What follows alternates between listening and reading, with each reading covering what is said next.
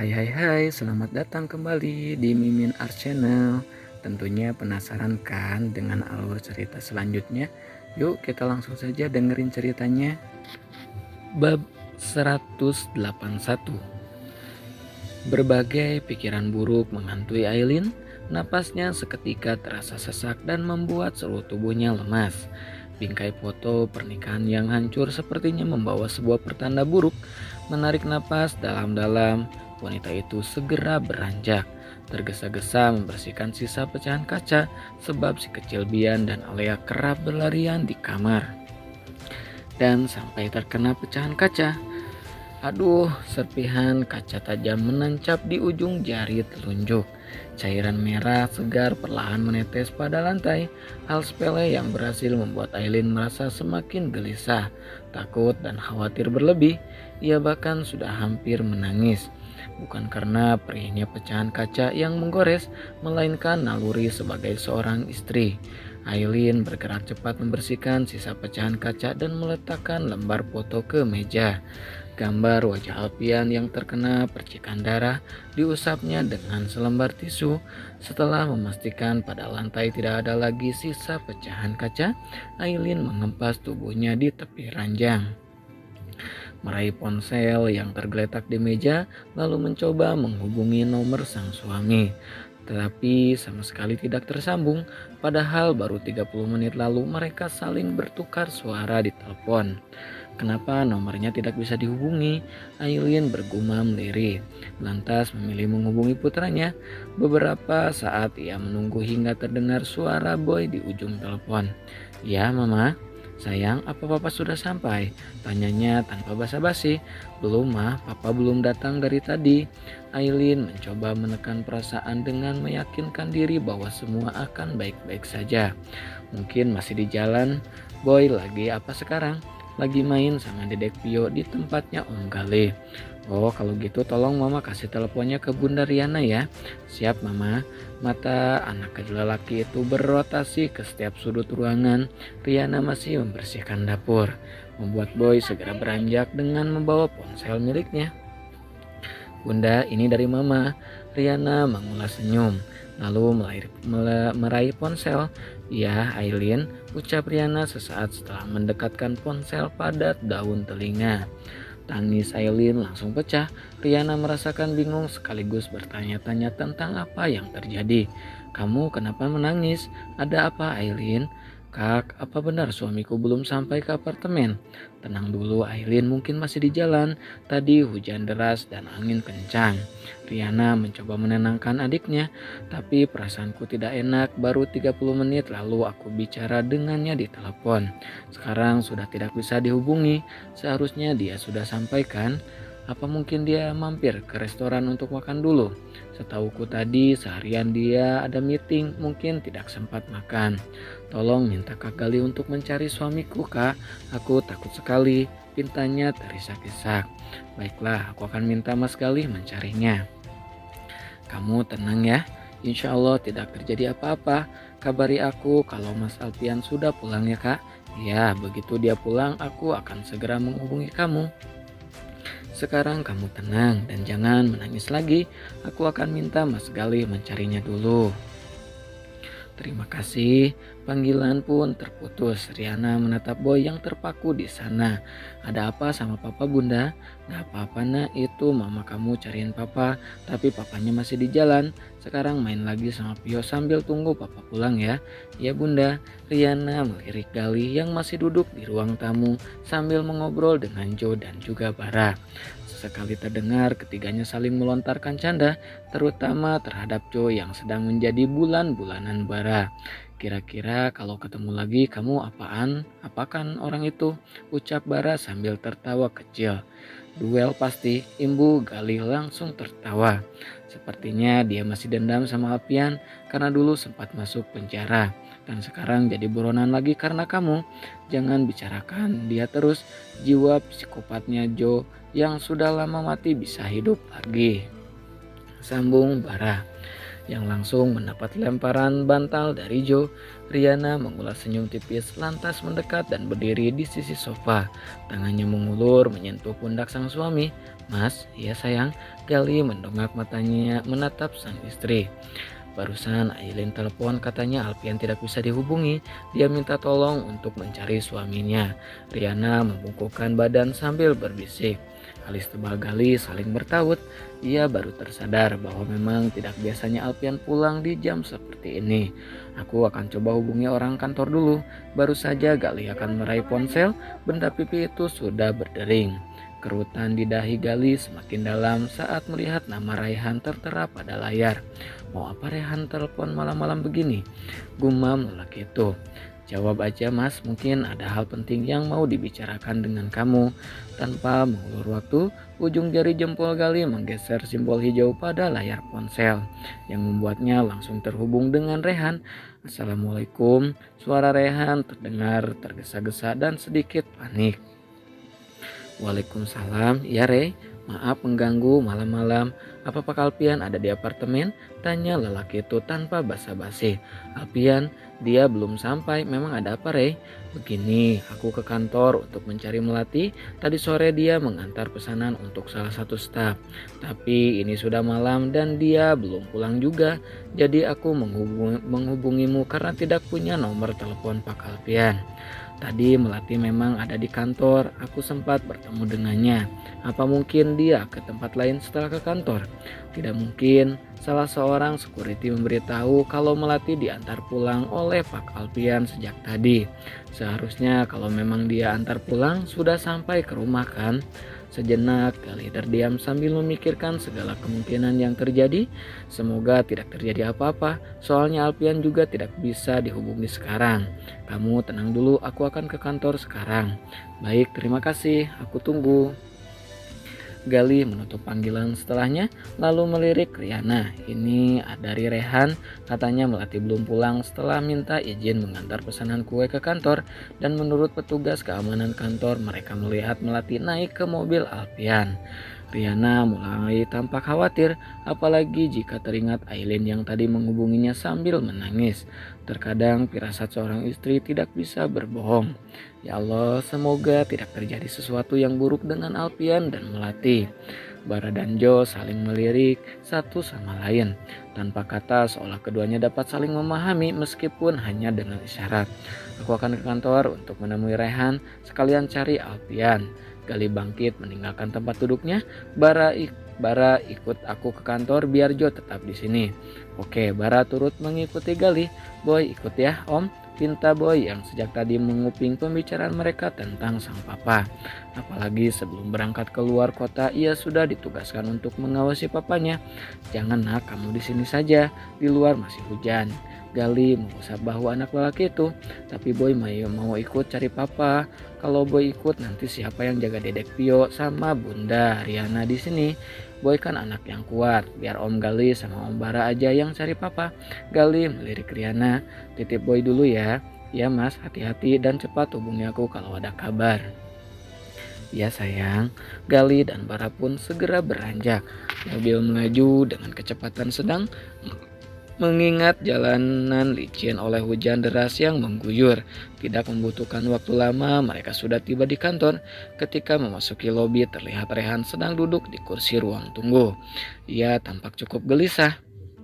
"Rey, sudah ada kabar?" tanya Gali. Sesaat setelah berada di hadapan lelaki itu, Rehan langsung berdiri. "Belum, Melati tidak bisa dihubungi sampai sekarang.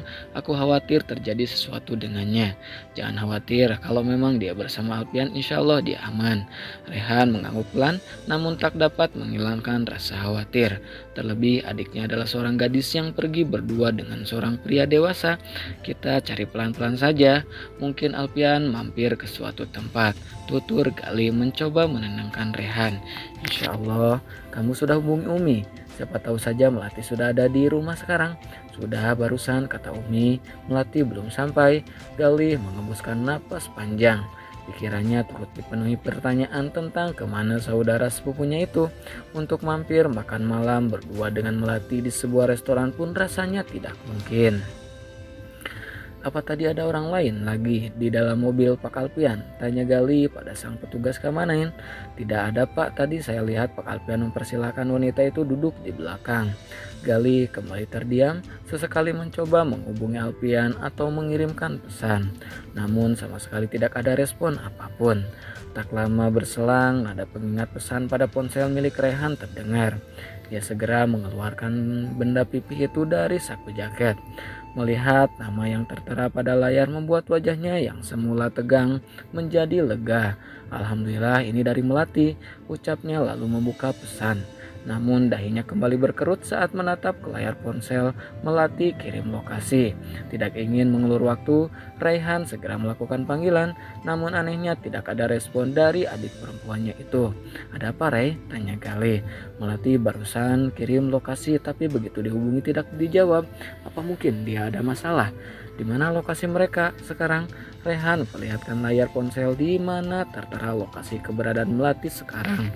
"Kita langsung ke sana saja. Siapa tahu memang ada masalah dengan mereka di jalan. Mungkin mobil si bos mogok dan tidak ada bengkel di dekat sana," usul Bara yang langsung disambut oleh Gali dan juga Rehan. Ketiganya langsung menuju alamat yang dikirim Melati melalui ponselnya. Hanya dalam 15 menit, mobil yang dikemudikan Bara sudah tiba di lokasi. "Itu mobil kantor yang dipakai Alpian kan?" tanya Gali sambil menunjuk sebuah mobil yang terparkir di sudut jalan. "Ya benar," jawab Bara, lalu mengarahkan mobil untuk berhenti di belakang mobil tersebut. "Kenapa si bos berhenti di sini? Apa mobilnya mogok?" Mungkin saja. Ketiganya segera beranjak perlahan mendekat ke arah mobil mewah tersebut. Rehan langsung membuka pintu bagian belakang yang membuat mata ketiga lelaki itu membulat sempurna. "Alpian," suara Gali memekik di tengah kegelapan. Nah, segitu bab 181-nya. Kita lanjut lagi bab 182-nya ya Kak ya. Isak tangis memenuhi sebuah kamar sejak Melati tiba di rumah beberapa menit lalu. Umi belum mampu meredam tangisnya. "Ya Allah, kenapa adik kamu harus mengalami semua ini?" Rehan, wanita parubaya itu berucap lirih. Rehan duduk di sisi tempat tidur dengan kedua tangan mengepal. Rahang mengetat dan tatapannya penuh amarah. Berulang-ulang ia menarik napas dan menghembuskan kasar demi mengurai amarah yang berkecamuk. "Umi, tenang dulu, Abah pasti mencari solusi terbaik. Sekarang yang harus kita pikirkan adalah Melati. Bagaimana nanti mentalnya?" Rehan memeluk Umi dan terus berusaha menenangkan. "Melati pasti akan sangat hancur. Umi takut dia tidak akan bisa menerima semua ini. Kita akan terus ada untuk Melati, Umi. Kita tidak akan meninggalkan dia." Tangis Umi kembali pecah melihat putrinya yang tak kunjung tersadar. Seumur hidupnya tidak pernah membayangkan jika suatu hari putrinya akan mengalami sesuatu yang tidak pernah diharapkan semua wanita di dunia. "Bangun Melati, ini Umi nak." Ia menepuk pipi, menciumi kening, namun Melati tak kunjung memberi respon sedikit pun. Melihat keadaan adik perempuannya dan juga Umi yang terus terisak membuat Rehan geram. Pak Alpian harus mempertanggungjawabkan semua perbuatannya. Lelaki itu bangkit berjalan keluar kamar menuju lantai bawah. Di ruang tamu ketegangan masih mendominasi. Abah duduk di sebuah kursi bersama Pak RT setempat. Pada sudut sofa yang lain tampak Alpian, Gali dan juga Bara. Sementara di depan rumah beberapa tetangga sudah berkumpul. Abah terlihat memucat. Tubuhnya seperti akan tumbang dan sepasang bola matanya tergenang cairan bening. Bahkan tidak ada kata yang terucap dari bibirnya. Astagfirullah, hanya kalimat itu yang terus terdengar. Sementara Alpian dan Gali terdiam dalam keheningan yang menegangkan. Kenapa anak Alpian tega melakukan semua ini? Untuk pertama kali suara Abah terdengar. Gali menatap lelaki parubaya itu. "Abah, izinkan saudara saya menjelaskan semuanya. Saya yakin Alpian bukan orang seperti itu. Ini pasti ada salah paham," ucap Gali berusaha menekan suara selembut mungkin. "Salah paham apa lagi? Jangan membelanya hanya karena dia saudara kamu. Dia jelas-jelas sudah melecehkan Melati. Apa bukti itu masih kurang?" Pekik Rehan. Hendak maju untuk menyerang Alpian, namun Pak RT dan seorang warga segera menghalangi. "Sabar Rehan, jangan persulit keadaan dengan menggunakan kekerasan. Kita ada di sini untuk mencari jalan malam damai. Ingat, ini aib besar dan aib tidak sepantasnya diumbar. Rehan terdiam, menekan emosi yang memuncak. Matanya menyorot Alpian seolah akan menerkam lelaki itu. Alpian menghembuskan napas panjang, berusaha mengingat rentetan kejadian yang membuatnya terjebak dengan melati. Namun semua membuyar dalam ingatan. Saya tidak ingat apapun, Pak. Satu-satunya yang saya ingat hanya pada saat saya mau pulang dan melihat melati berteduh di pos keamanan dalam keadaan kedinginan. Saya tawarkan tumpangan karena kebetulan saya pulang melewati jalan ini. Alasan murahan macam apa itu? Sambar Rehan. Kamu jangan mau lari dari tanggung jawab. Kamu pikir penjelasan kamu itu masuk akal? Tolong sabar Rehan, biarkan Pak Alpian menjelaskan semuanya. Imbuh Pak RT, berusaha untuk mendinginkan suasana. Dia tidak akan mau mengaku Pak, lagi pula kalau semua maling mau mengaku penjara akan penuh. Dia berkata begitu hanya untuk menyelamatkan dirinya sendiri. Jelas-jelas dia kedapatan di dalam mobil dan pakaian melati setengah terbuka. Sepasang mata Alpian terpejam, tekanan dari Rehan dan juga Pak RT membuatnya tak dapat berpikir jernih. Bahkan kejadian tadi masih membuatnya bingung tentang apa yang sebenarnya terjadi. Apakah ia benar-benar melecehkan melati? Alpian sama sekali tidak bisa mengingat. Tenang, aku yakin ada yang tidak beres di sini, bisik Galih. Getaran pada ponsel di saku celana mengalihkan perhatian lelaki itu. Ia mengeluarkan ponsel untuk melihat nama yang tertera pada layar. Aileen. Alpian sontak tersadar mendengar Galih menggunakan nama itu. Ia menggeleng pelan sebagai isyarat agar Aileen jangan sampai tahu apa yang terjadi di sana. Maaf, saya jawab telepon sebentar, ucap Galih, kemudian bangkit menuju teras rumah. Ia memilih menuju halaman bagian depan, sebab di teras rumah Abah ada beberapa warga. Iya, Aileen, ucap Galih sesaat setelah panggilan terhubung. Kak Galih, apa ada kabar dari Mas Alpian? Suara wanita itu masih terdengar penuh khawatir. Alpian baik-baik saja, Aileen. Dia sudah ada sama aku sekarang. Kamu tenang ya. Tapi kalian ada di mana? Kenapa di sana seperti ada keributan? Tanya Aileen setelah mendengar beberapa orang saling bertukar suara. Tidak apa-apa, aku dan Alpian memang masih di luar, baru mau pulang. Bisa berikan teleponnya pada Mas Alpian, aku mau bicara dengannya. Galih terdiam seketika mengasah otak untuk mencari alasan paling masuk akal. Alpian ke toilet, nanti aku beritahu kalau kamu mau bicara. Tapi kenapa nomornya tidak bisa dihubungi? HP-nya lowbat dan dia lupa membawa charger. Nanti aku akan minta dia menghubungi kamu ya. Ya sudah, tapi suamiku baik-baik saja kan Kak? Tanya wanita itu sekali lagi. Iya, alhamdulillah. Alpian dalam keadaan baik, kamu tenang saja. Setelah mampu meyakinkan adik iparnya itu, Galih segera menutup panggilan. Kemudian kembali menghubungi seseorang melalui ponselnya. Jo, kamu di mana? Galih langsung bertanya begitu panggilan terhubung. Di apartemennya si bos. Ada apa?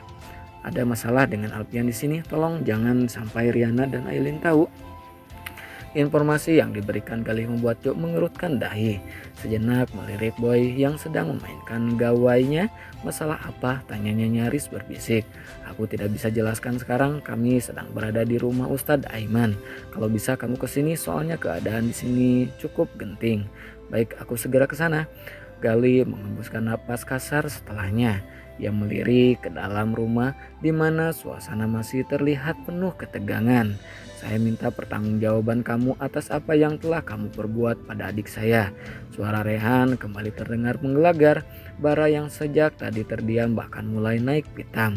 Namun sadar situasi yang serba salah membuatnya memilih diam. Galih kembali duduk di sisi Alpian. Atas nama keluarga Darmawan, saya benar-benar minta maaf. Tolong jangan sampai masalah ini keluar. Kita bisa bicara baik-baik dan mencari solusi terbaik untuk masalah ini. Enak sekali kamu bicara setelah apa yang dilakukan saudara kamu ke adik saya. Saya bukan sedang mengamankan kehormatan Alpian, tapi kehormatan Melati. Ini pasti jadi tekanan untuk dia kalau sampai masalah ini keluar, tutur Galih. Rehan kembali duduk di sisi Abah. Beberapa tetangga yang sejak tadi berada di depan rumah pun masih saling berbisik satu sama lain. Dia memang bukan laki-laki baik. Alfian Setio Darmawan pernah membayar seorang wanita sebanyak 1 miliar untuk semalam sebagai teman tidur. Iya kan? Suara menggelegar seorang lelaki mengalihkan perhatian semua orang. Nah, segitu dulu ya bab 181, 182-nya. Makasih buat kakak-kakak yang selalu stay tune. Jangan lupa di like, di subscribe juga ya. Makasih kakak, bye-bye.